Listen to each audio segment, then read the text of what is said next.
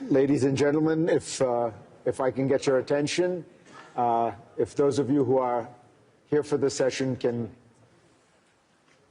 settle down, because we are going to start right away. If I can also just do a few moments of housekeeping with you, which is this session is being recorded for my Sunday program, and so not that I suspect this would happen, but if any of you have the thought of spontaneously booing or applauding, it would be better if you could save that all to the end of the interview, so that we can have an engaged conversation. I welcome the President's wife, who is also here, and welcome all of you, of course, in joining us for an important conversation. President Herzog, welcome. Thank you. Thank you very much, Farid. It's always great to see you. Thank you. So, since we've last spoken, it does seem as though Israel's strategic position has improved remarkably. Iran has been defanged. President Trump says the nuclear program is obliterated. The Syrian government, which has long been a foe of Israel, has been overturned. Hezbollah is a shadow of itself. And Hamas is, at the very least, neutered in all substantial forms. Israel controls Gaza. To you, does this feel like Israel is in a more secure and commanding position than it has been in decades? So I would say that, first of all, we are in a better position after fighting a war of various fronts, heroically and bravely, but the dark clouds are still hanging out there. For example, it is clear to us that the Iranians are regrouping, and they haven't stopped for one moment in their plight to spread terror all over the world, as well as move towards their big grand plans of weapons of mass destruction. We know that Hezbollah is trying to do the same, meaning to regroup, rebuild its force, and is perhaps wants kind of to deceive us that it's not doing so. And we know that the Houthis are out there still conniving and planning terror attacks. We should not sit on our laurels in any way. And of course in Hamas is still there in Gaza, holding our last hostage, Ran Gvili, who we are screaming out loud to bring him back home according to the agreements that were agreed upon. So I would say, all in all, the balance sheet is better, but we should not be kind of over optimistic and believe that all is well, because we live in a dangerous circumstance and, of course, in a volatile region. When you look at Iran and you see these recent protests, which really have been the most widespread, certainly in several years, and the government is much weaker, both economically and militarily, do you think the Iranian regime is in danger of collapsing? And can the outside world do anything to help hasten that collapse? The Iranian people are yearning for change. The Iranian people deserve change. They deserve decent life. The Iranian people live under a very oppressive regime, a regime which has mowed thousands of its citizens and is torturing and is jailing and is destroying thousands of families, perhaps tens of thousands, perhaps much more, all around Iran, trying to crush the natural demand of human beings for a better life and for freedom. And you know what mind boggles me? All those who've attacked us for defending ourselves, where are they? Where's Susan Sarandon? Where's Cynthia Nixon? Where are all of these people? Why don't we see them demonstrating in front of the Iranian embassies or demonstrating in the streets of cities all over the world and crying out loud and saying, we support the Iranian people? And that shows the great hypocrisy that surrounded our fight for defending ourselves and actually changing the regional geostrategic trajectory. And I sincerely hope and pray that there will be a change in Iran, because Iran deserves better, the region deserves better, the world deserves better. You hope and you pray, but do you believe, on the basis of the intelligence you've seen, on the basis of your observations, that the regime is fragile and that this time these protesters could actually make a difference? The people are suffering tremendously. There's shortage of food and water and so many other basic needs. The economy is in shambles. The horizon, the future for the Iranian people can only be in a regime change. And that has to be, at the end, within the realms of the Iranian people and the international community and its support. It's clear to me that the Ayatollah regime is in quite a fragile situation. We hear reports out of Syria that ISIS fighters are being released, that there is a greater degree of chaos within the country. What is your understanding of what's going on in Syria, and how worried is Israel that it spills over in some way? We look at Syria very cautiously. On the one hand, the Syrian people deserve a better life. And the fall of the Assad regime, which is another example when people got fed up and how it happened, and a lot had to do with Israel's, battle to defend itself, and by that also changing the entire regional structure. We are watching it very cautiously because we are worried about our allies, the Druze on the south, and we have certain requirements as to their fate. We had received really terrible reports of what happened in Sweden a few months back, including sexual violence against women, including terrible atrocities. Now we got reports about what happened to the Kurds. It is also extremely worrying. We are watching that as well. I think the world has to know that it cannot be done by way of killing your own people and your own nation. But again, I say the overall aim should be a quiet and peaceful life and a peaceful coexistence with Syria. And we wish well to Syria and its leaders so that they can bring a better future for the Syrian people. You believe still that this new Syrian government is worth trusting, worth supporting, and hoping that it will? So we listen to our friends, the Americans, who are very much involved, and other nations in the region who are operating and meeting with President Shara and his team. I know they're trying their best.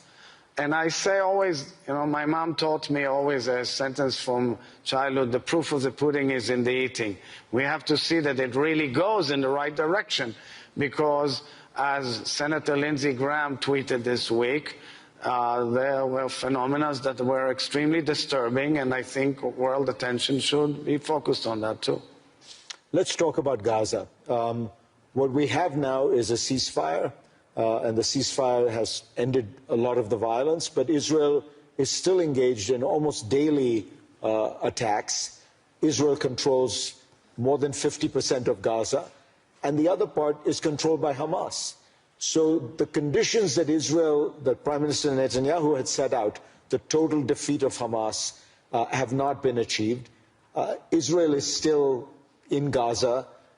It feels like a very unbalanced settlement. Do you believe that there are steps forward that are going to result in a resolution of some of these issues? So, that's where comes in the incredible diplomatic effort of President Trump and his leadership, the carving out of the 20-point plan, which was later disseminated and implemented by a unique historical Security Council resolution, which was adopted 13-0, and which calls for the next phase, meaning getting Hamas out as a military organization, and thereafter going for a major Marshall Plan for Gaza with historic consequences for the entire region.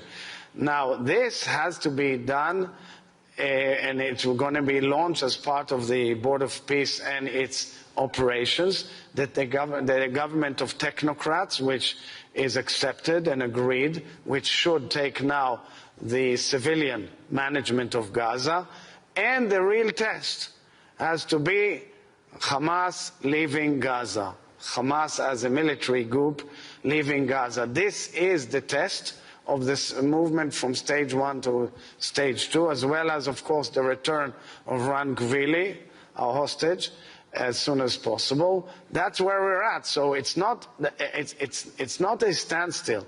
It's a stage-by-stage process whereby we've brought Hamas into a situation where we annihilated most of its leaders on the ground. And now the next phase has to be this international effort, which so far is building in front of our eyes. So we must give it a chance. And what I like about it is that it's thinking out the box. It's something rare. First of all, it brought us back our hostages, which was the most painful process and demand of all of us, and we want to see Gvili back. But most importantly, after that, on that achievement, on that process, it gave hope. In my mind, the people of Gaza, the children of Gaza, deserve good life. They should have good life, just like all of us deserve good life in the region, but it cannot be under the thumb of terrorists. It cannot be under the guns of terrorists. It has to be without terrorism and giving a future to the people of Gaza. But when you look at the situation, is there any indication that Hamas is going to be willing to leave? And if it isn't, the Arab states I talked to said they're not going to go in as a police force and disarm Hamas, fire on Palestinians who might be engaging in acts of what they consider resistance. So there are, huge efforts being discussed. In these very moments, actually, in the halls of this conference, many ideas were discussed by many partners and people who are dealing with it.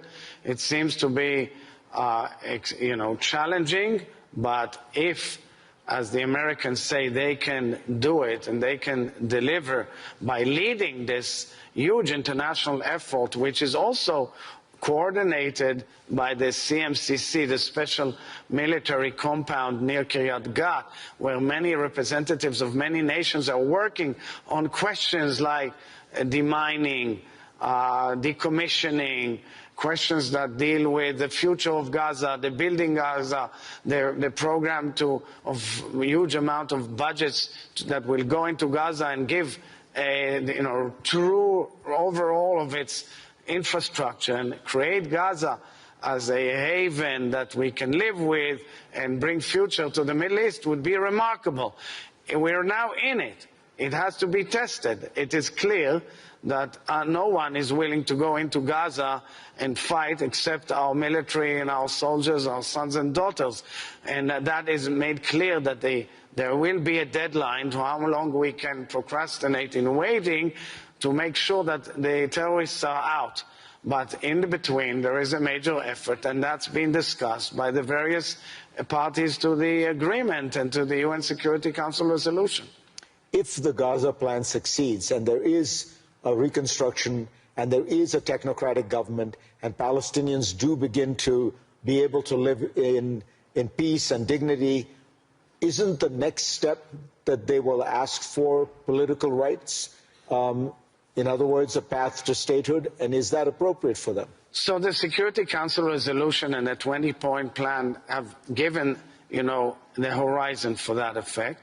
And I think that's a very important horizon which has to be discussed, because the issue will be whether there are reforms on the Palestinian side, and how do you make sure that there will be peace and security for the Israelis, and how we move on as nations in the Middle East. I think the greatness of the process right now is that it is also based on regional elements, and the fact that it's a regional process also gives strong winds to many new facets in the dialogue, such as economic improvement, economic dialogue, economic benefits, and so forth and so on, that give vested interest to the people to see that there is a future rather than going to terror.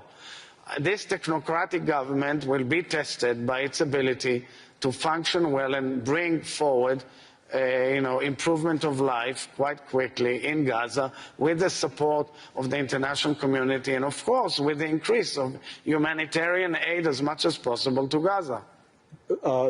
Saudi Arabia has said that it will normalize relations with Israel only if there are serious and irreversible steps toward Palestinian statehood.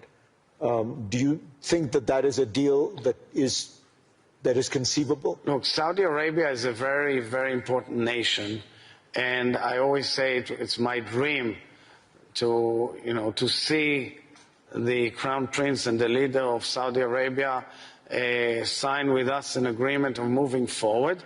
But right now what we have is the platform of the Abraham Accords, and the Abraham Accords were carved out in the first term of President Trump and has shown immense sustainability throughout the storm that we have seen in the Middle East.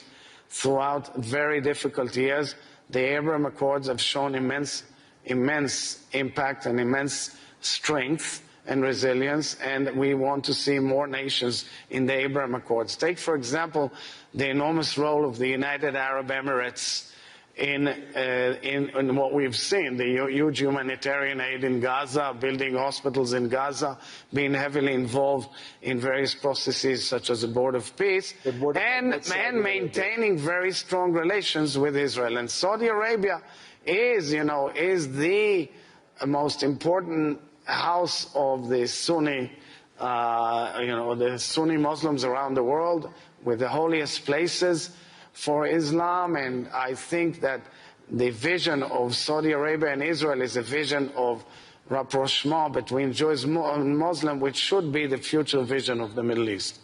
And therefore, could Israel agree to its conditions? So I'm saying because it's being dealt with also with other elements. The Crown Prince, Sheikh Mohammed bin Salman, in the White House, in the Oval Office, mentioned, of course, the pathway for a Palestinian state. It is clear the position of the Saudis, and I'm sure that once we move on to the next phase of the Gaza plan and further processes, things will be discussed. Right now in the West Bank, though, things seem to be moving in the opposite direction. There are more settlements, more violence against Palestinians, more annexations. Isn't that making a two-state solution impossible? So I would say that, Israel is going into an election year, and it's going to be a very heated public debate on many, many issues. The issue of the two-state solution, Palestinian state, is an issue that is one of these issues that will be debated. As head of state, which is not involved in the political system, I'm cautious as commenting exactly on the outcome of each of these issues and how they will be discussed and what is the right path. I would say also that I've said it previously also in our previous interview, that following October 7th, there is a lot of rethinking and reanalysis amongst Israelis about what is the best way of living together with our neighbors. I think it's a must that we build a future of coexistence and peace between Israelis and Palestinians. But what will be the political format and the outcome will be discussed also in our elections. Before the October 7th massacres, in the previous period of the kind of internal political debates in Israel, you did weigh in when it seemed to you that Israel's constitutional structure was being threatened by the current government. Do you worry that that issue will come up again, and will you speak out again? So it will be also a major issue in our political arena and, of course, in the elections. The debate is around the boundaries between the three arms of government. I always made clear, and I keep on making clear, that I give strong support to the independence of the judiciary, and of course to the way, the nomination of judges and the support to our judges. But the debate as to the boundaries between the three other arms of government is a debate that has been there with us for about a generation or so, and it is also an issue that is touching in many spheres of life in Israel. It will be discussed heavily during this election year, and at least on my part, I'll do my best, truly. I'll put my full weight that the debate and the discussion will not exceed and break the boundaries that must be kept in a decent and honorable democracy and within the rules that should be honored under such circumstances. President Trump has made a direct request to you. He has asked that you pardon Prime Minister Netanyahu in advance for any and all crimes he may have committed. Will you pardon Prime Minister Netanyahu? So I've made clear on numerous times, and people simply sometimes tend to have an oversight. Under our laws and guidelines, any such request has to go through a certain procedure. And right now, the request has to go through the procedure of collecting various opinions by the relevant agencies in the Ministry of Justice. I cannot violate that because, of course, I have to operate according to the rules. I've said time and again that I respect President Trump tremendously. And, of course, we have our own legal system, and I will operate within its ambles. I must say that I've said time and again in the last few years that the court case where Prime Minister Netanyahu is at the center of should have been resolved and should be resolved amicably, and because it has a very negative impact on our system, and I think that solutions should be found. The rest I will leave to the procedure, because at the end I will operate and take my decisions independently according to the rules, the law, and my conscience. And that's what I can say at this moment. But when you say it should be resolved amicably, that suggests you mean that, court cases No, are I said in the past a few times that there should have been a settlement of this case. I mentioned in the Israeli public, it hasn't come to such fruition. And therefore came the process of the request for the pardon, and also the letter and the request of President Trump, which I always respect, but I operate as the head of state of the Israeli nation, and I will operate accordingly. Mr. President, thank you so much. Thank you very much. Thank you. Well, thank you. Do we have questions or no? No, I don't think that. Thank you. Thank you so much. You are a great